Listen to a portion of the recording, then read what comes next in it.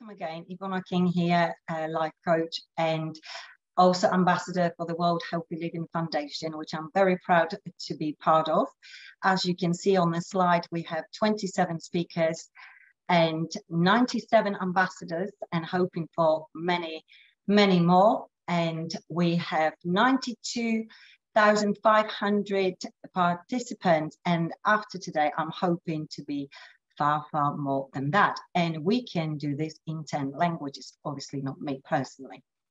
So also World Healthy Living Foundation is very much obviously we're here to promote well-being, and also not only for adults but also campaign for children and young people for mental well-being and self-awareness.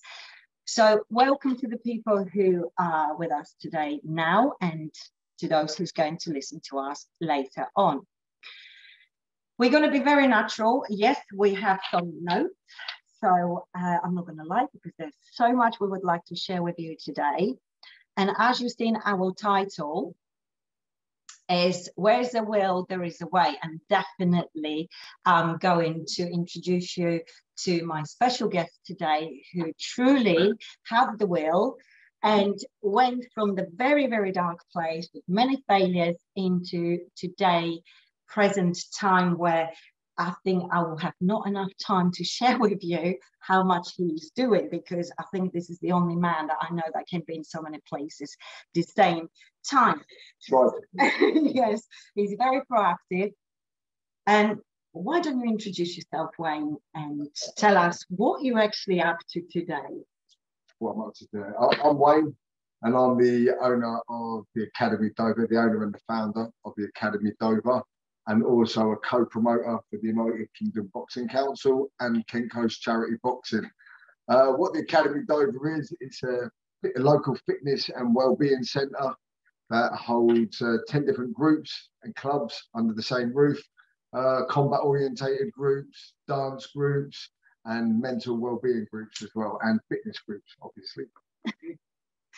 Absolutely. So as you see, I'm going to move now a little bit backwards into the difficult times for Wayne, and I appreciate you want to share with us honestly how is the journey from really feeling very low and in a very, very dark place and turn your life around. But as you know, life coaching it as well. So to change your life, it has to be either emotional impact or your personal will. And I think Wayne had both. So please tell me a little bit more where you come from. Well, I grew up with a good family, to be honest. Grew up with a good family. My father was in the army. I moved around the world a lot with the army. Every 2 years, we moved to a different school. And then when it comes to secondary school, when it comes to my GCSE education, my family decided to move back to Dover, where I was originally from. And then we settled in Dover to get my education. I then started hanging around with my friends. It's never their fault, it was all of our fault. We started hanging around with each other, and we lived in a bored coal mining village, and we got up to lots and lots of mischief, and I ended up in prison. Okay, so was that your first time and last time, or how did that? Yeah, there's a few times. There's a few times I ended up in prison, and the kind of mindset I had at the time, I didn't really care. We sort of bounced off each other. None of us really. I won't swear. None of us really cared about what was going on and what we were doing. Yeah, we sort of bounced off each other, fed off each other's negativity, basically, and yeah, and I ended up repeatedly back in prison.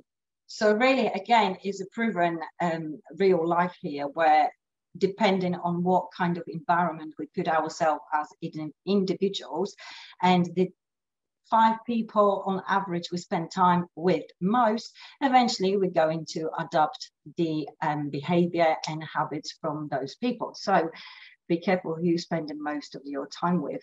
But after you end up a second time in prison, and I believe that was the time when you had the really lowest, darkest.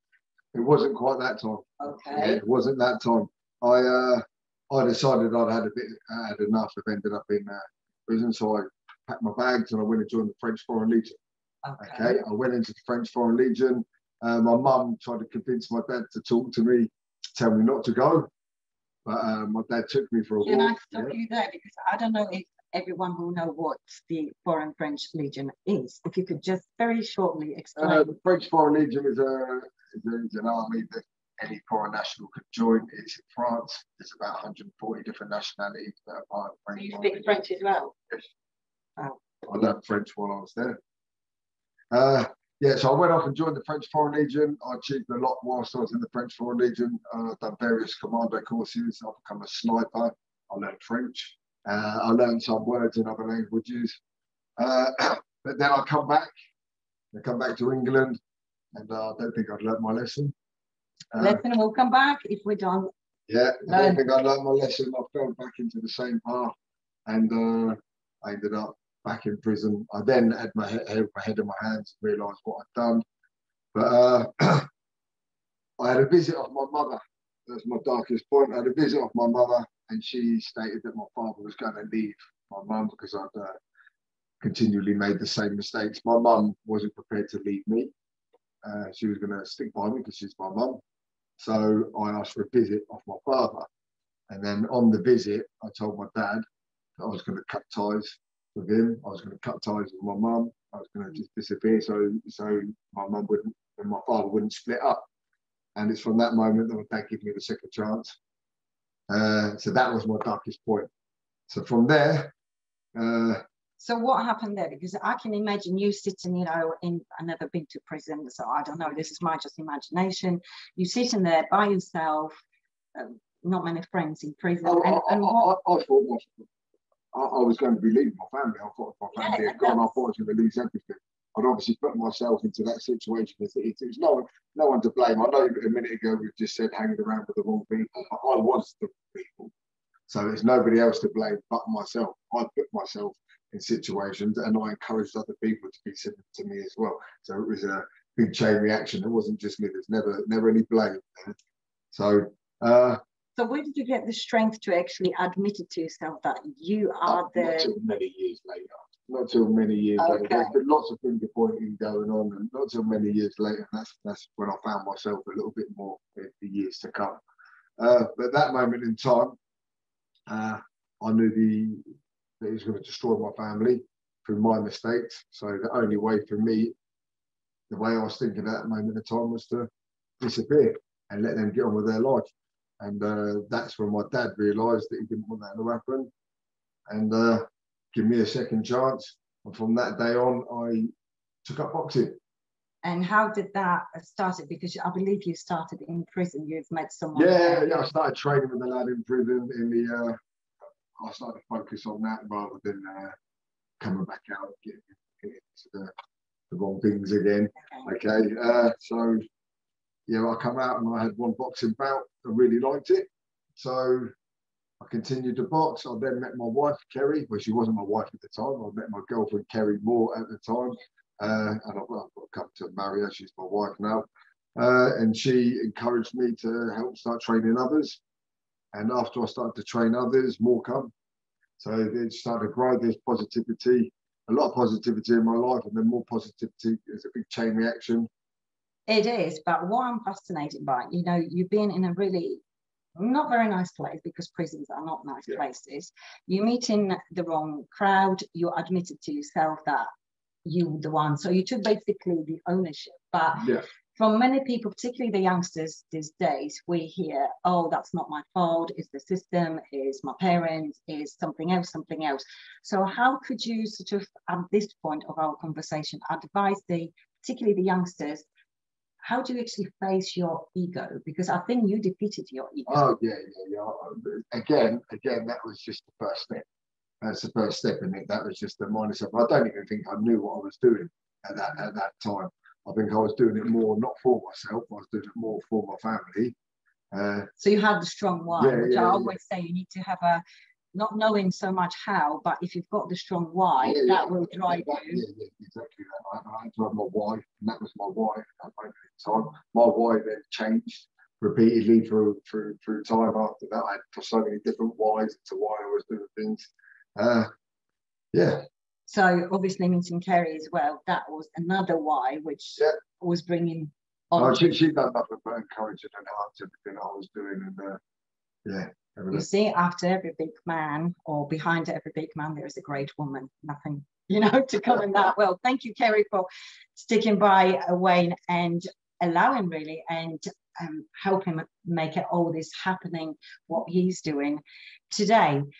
So you had the first match, you had the training, you came out of prison, and what next? What happened? Well, after that, I decided to have a couple more. I knew it was good for me.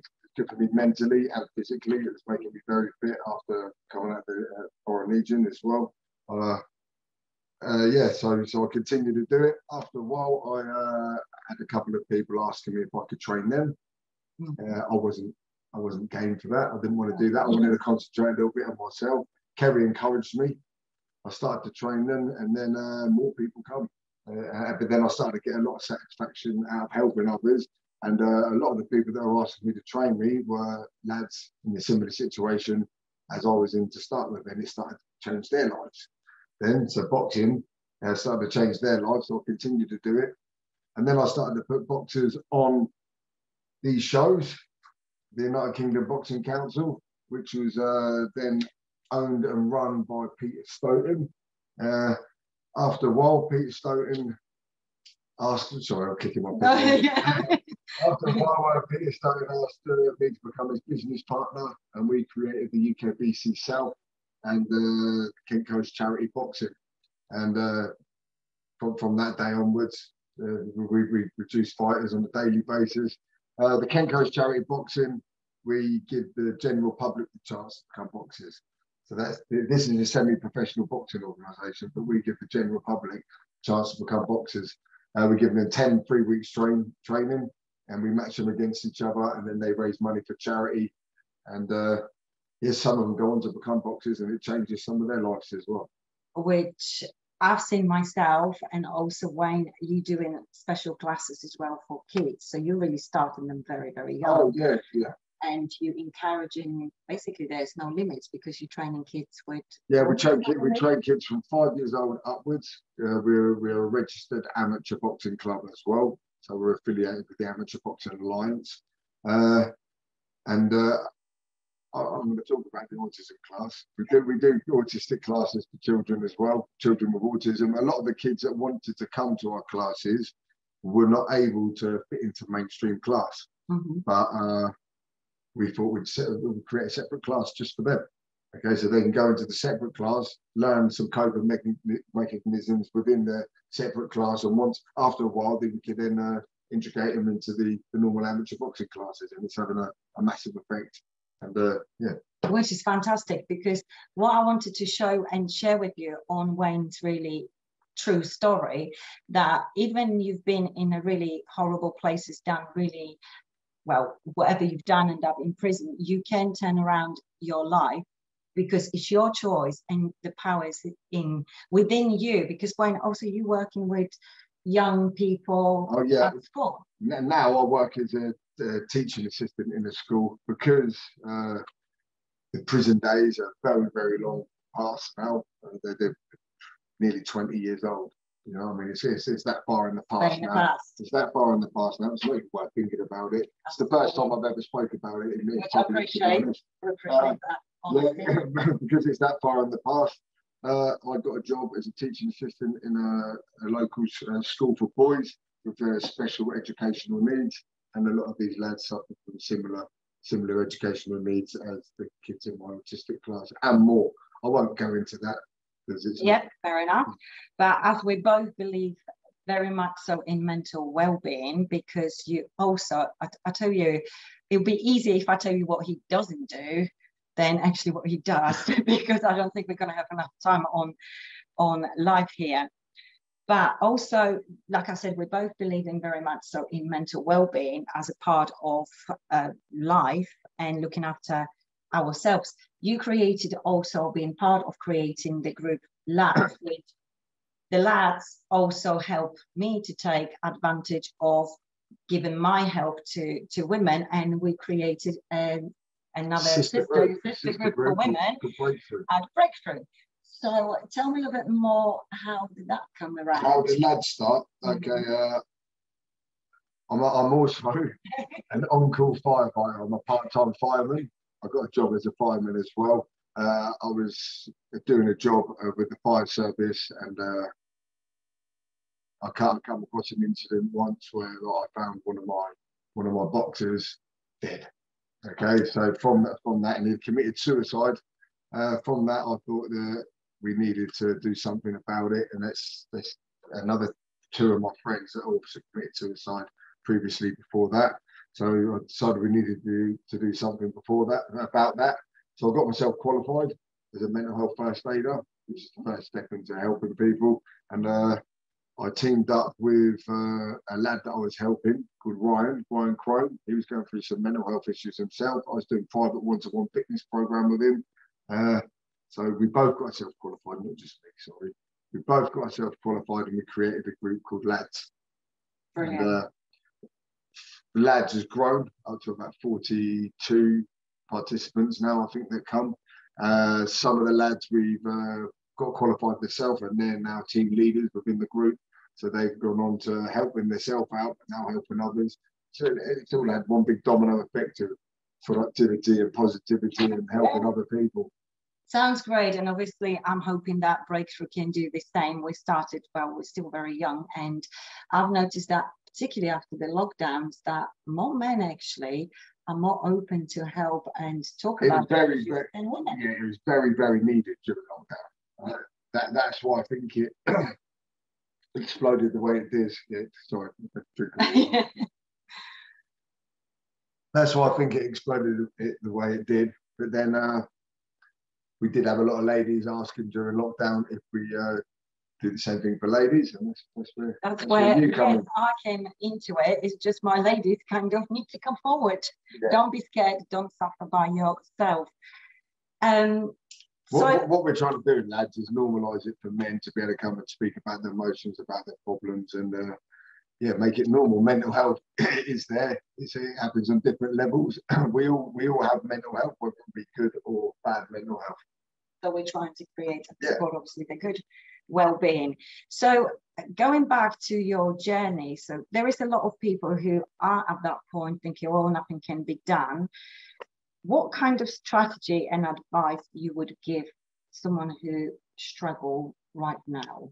Someone who's struggling right now.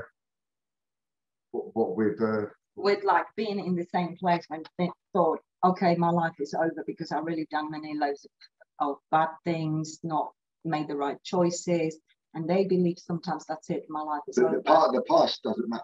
The past doesn't matter. It's not irrelevant, because you need to learn from the past. And my advice is the past doesn't matter, it's the present. The present that matters is what you do now.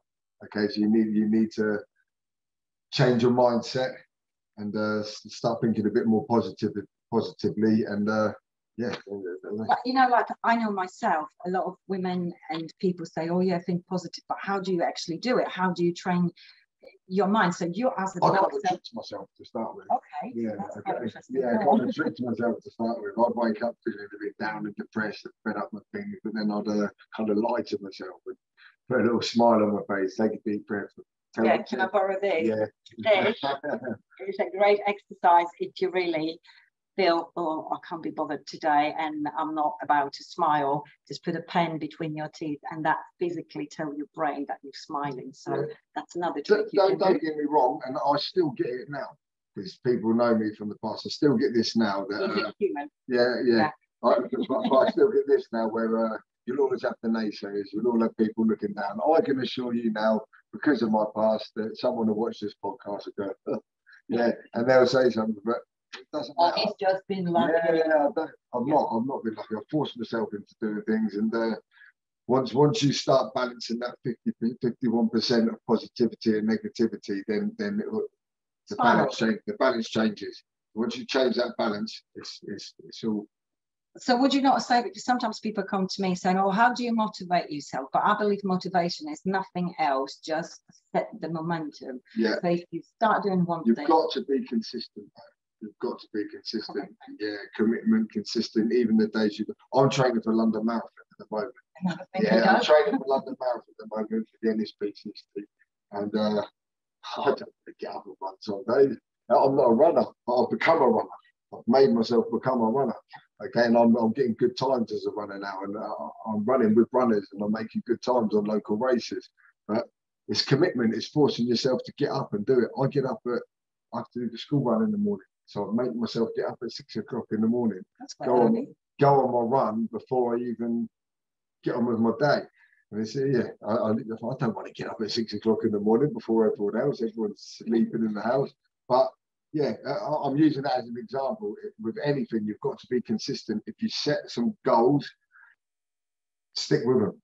Stick with them. So I would say keep the eyes on the prize, the goal. Never change the goal. You can change the way you get to it, but never change the goal. There's never a route from A to B in one straight line. You're going to have many diversions, but keep your eyes on that prize. On that prize at the end, whether it be losing weight, whether it be getting fit, whether it be help improve your mental health. Anything really, anything you want to achieve.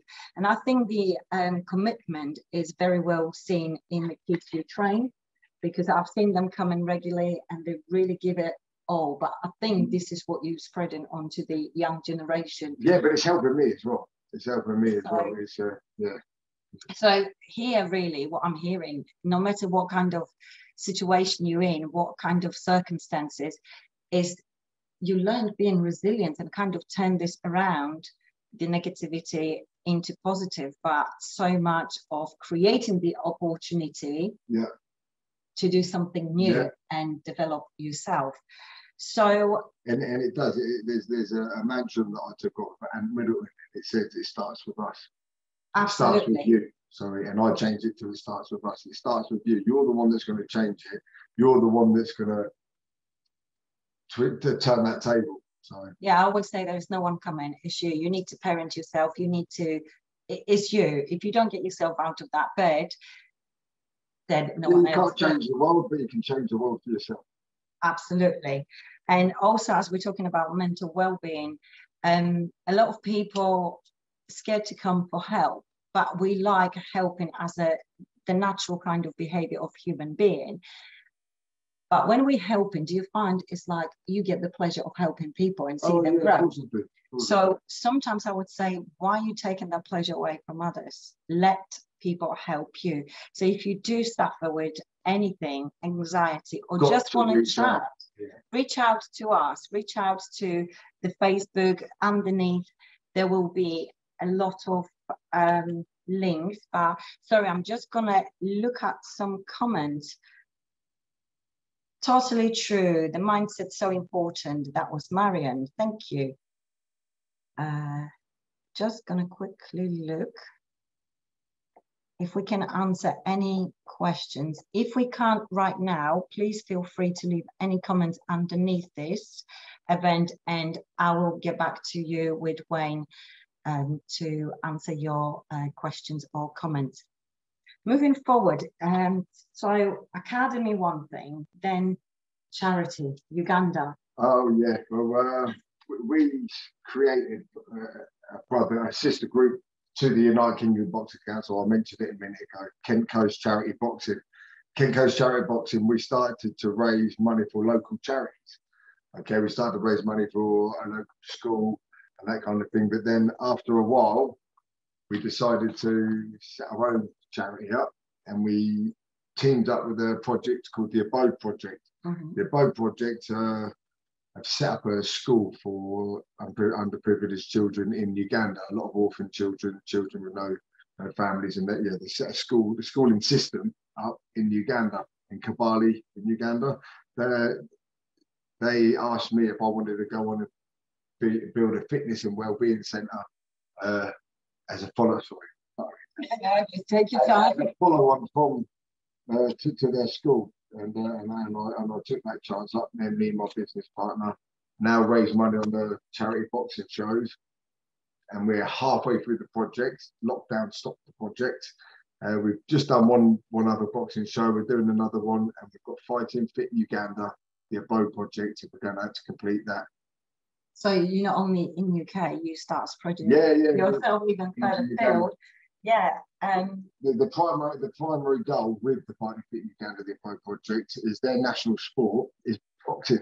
It's boxing, yeah, so that the fits national really. sport of Uganda is boxing. So what we're doing, we'll be using boxing as the main primary goal. But we're also going to be helping educate local schools and children in fitness, wellbeing, nourishment, how to eat, what to eat, Brilliant. look after the body.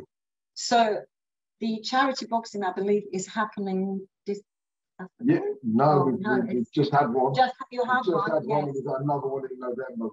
Tonight, I was meant to be there training my charity boxers for the first time tonight, but my coaches are doing it as I'm doing this interview.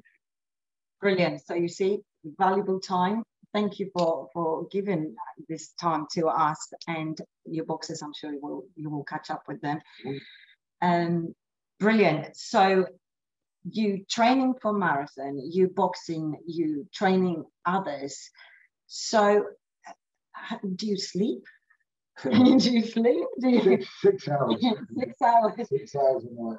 How do you look after yourself? Obviously, diet. I look after myself with diet, but I do use an all-natural dietary supplement.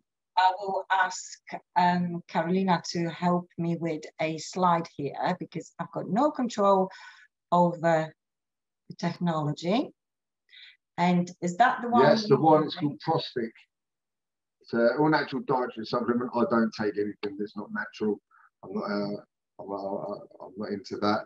They help me with my recovery because I was getting, especially with the marathon, I was getting a lot of aches and pains and joint aches and that kind of thing. And Prostic is really helping me out with that, and I'd fully advise using it.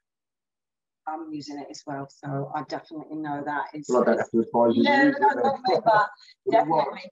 It works, and I know I can put another couple of kilometres, or I can do another couple of rounds boxing because I know with this helping me, I can recover a lot quicker, and so I can get that little extra in, help me achieve my goals a bit quicker.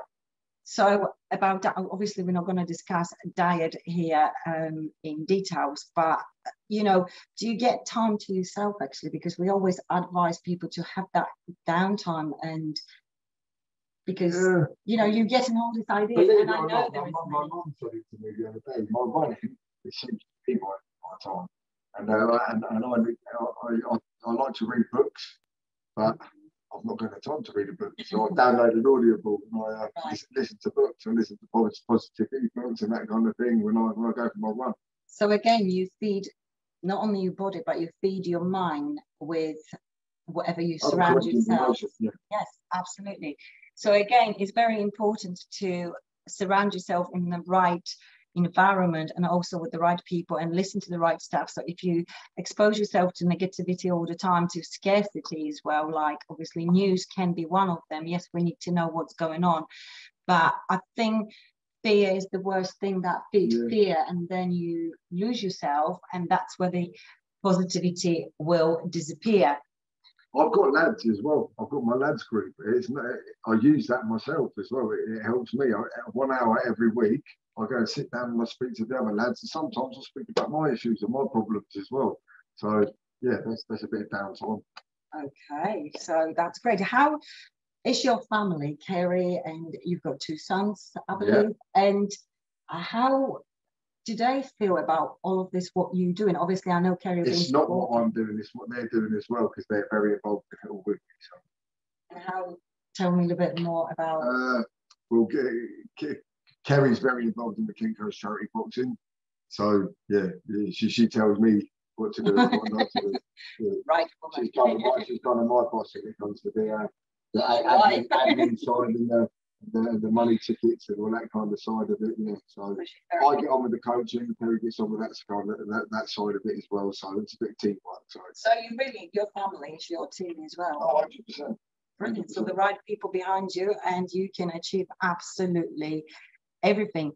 Well, obviously, I've got my business partner Pete as well. He's very he takes up a lot of workload, and he's got a lot. He's got 10 years more experience than me in this. So yeah, again, surrounding myself with correct people. With the correct people and keeping your focus on the goal you want to achieve. Yeah. But you've got so many things going. So what is your actually like the end goal of this, or what would you like to create? Or well, the end goal, what I'd like to create, I'd like to this ought to be carrying on and continuing without me on a bigger, more industrial scale. So and a lot more people being helped. Yeah, it's to help others. That's my goal. And that's the thing. Going back to your journey, what else would you say? Because you've done the boxing in a prison, then you came out and you've done more boxing, or how did you find the right people to train? Because sometimes you go into so many people, but they're not the right people to be trained by. So how do you choose this? Any boxing club. I'm telling you now, most boxing clubs, most combat orientated clubs, a lot of people have a false perception of these sort of places. Yes, very when you come into the gym, it's like the Rocky gym. Yeah. It's not a show off there, all right? There's a very, very false perception of boxing gyms and that kind of. Your weight training gyms are more like the perception that they're putting over. It's a very family orientated environment. Definitely. There's a lot of people you can go in. You could be a large lady that wants to lose a bit of weight, and you can have a potential world champion boxer in the gym, and he'll help you. He'll come and help you. But that's my gym anyway. I don't know if any other gyms, but it's definitely atmosphere of a family, because also you've got Jenny, who is at the reception, and she's absolutely amazing woman, and she can control many boxers at once in the same room. Any gym I've been to in Kent, and even down in Portsmouth Way, that I've had the pleasure of working with through the UKBC, they're very similar, and some of them have even started up groups to lads as well. So it's quite kind of inspired them and giving them a little nudge to do the same kind of thing. But for men to be able to come into such a male environment and speak about their feelings with other like-minded men, it's a lot more easier and acceptable. It's amazing, really, absolutely amazing, and that's what I'm hoping will happen for the group for women.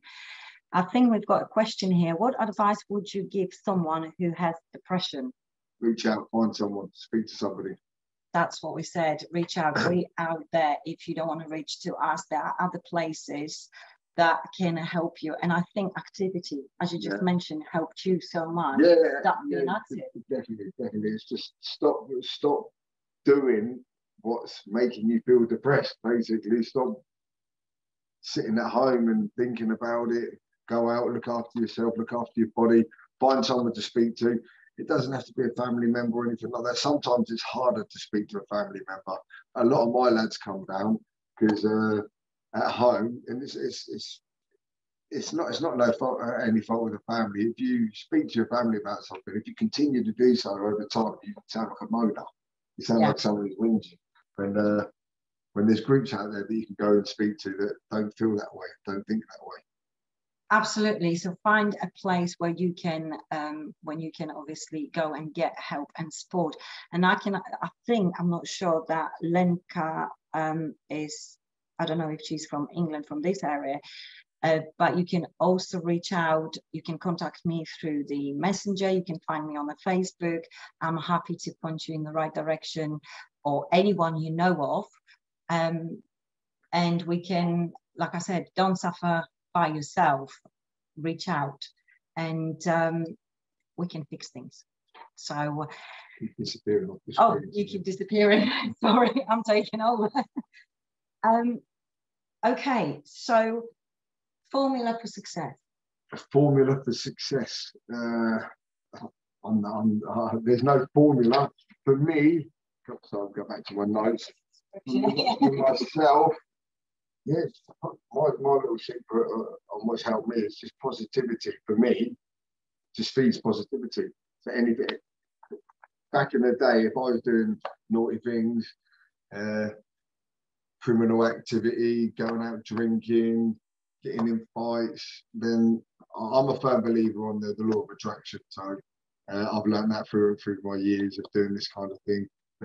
Once you start doing negative, horrible things, the universe has to give you back negative, horrible stuff. Whether you want that to happen or not, it's going to happen. So start being a bit positive. Start forcing yourself into doing positive stuff, even if it is just getting up in the morning. Yeah, chew that pen. Yeah, sorry. Even if it is just going up for a 20-minute walk in the morning, just start your day off with something positive. Even if it's just making your bed. If you don't make your bed, make your bed. At least when you come home at the end of the day and you've had a rubbish day, your bed's made. You know what I mean? You've got a made bed. So I think also I will suggest gratitude. And I know when you're feeling down, depressed, and you really had enough, that the last thing you want to think about gratitude. Definitely. But I promise you, the energy within your body will change if you start being grateful just simply for 5 things when you wake up.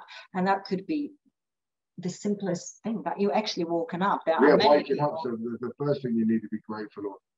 Absolutely. We've got, I think, some more questions. Sorry, we're just looking down onto the inspirational. What's the best gift you have received and have chosen that's changed your life? The best gift is giving back. Well said. Giving back. That's giving back. It comes back to you. It's always come back. It's always come back. So what you give out? And that's. I've got my family now. You know what I mean? I kept my family, as in my mum and dad. I've got my personal family, Kerry, my boys, Liam and Lenny. Yeah. So yeah, family. Family. Hello, Cassie. Brilliant. I'm really glad there is quite a few people watching us. So gratitude, one thing, surround yourself with the right people, right crowd, and don't give up. Keep trying and get in touch. Again, I can't stress enough, you have to make that first step. The help is available, but you need to reach out. It is scary, but as soon as you do it, I think the momentum, the motivation will follow, and definitely activity and looking after yourself. Sitting in the group, because what we do, we let the lads come down. They all sit in the group, and we never encourage anyone to talk. We do encourage them to talk, but we never force anyone to talk. A couple of our lads come down and they just sit and listen. And once they start realising they're not the only one, they'll start picking some stuff out of one guy, out of another guy, and going, do you know what, that's similar to me. Everyone on this face of this planet has dark times. Everyone has bad times. Absolutely. And it's how you deal with them bad times. And blaming others as well, it might be someone's fault you're feeling like that, but it's how you deal with that. Okay? Absolutely. It's not their fault that you're dealing with it in the way that you are. You've got the power to either receive the gift they're giving you, obviously in bracket, I'm saying this, or saying, no, thank you, I'm not accepting that. Yeah. So the power is within you, and obviously you, the one who can make the choices. As you can see what Wayne have shared with us, you can turn around even from the darkest moment from your in your life. I have to say, this is absolutely brilliant inspiration. What you shared with us is a true statement to me that professionals create and build others up, but amateurs compete. I would like to say massive thank you to you and to you boxers that training with someone else today, that we've stolen you away from cheers, them. Coaches. But I think this can help a lot to some people who are really, really suffering and by themselves and really don't know how to turn this around. Thank you very much, Wayne. And thank you for letting me share. I appreciate that, because there was a lot of honesty and I was really nervous about it as well. But all going well, and we had some difficulties with technology, and they're apparently supposed to be a power cut, but we've managed, so we all good. You see, positive, bring the positive. Yeah, thank you for everyone that's come on and watched me as well. And we'll be watching other people later on who couldn't be with us at this moment. Thank you very much. Have a good evening. And I would like to say thank you to the World Healthy Living Foundation for allowing us to share this. And I hope we can come back with many more. And I will see you very, very soon. Thank you.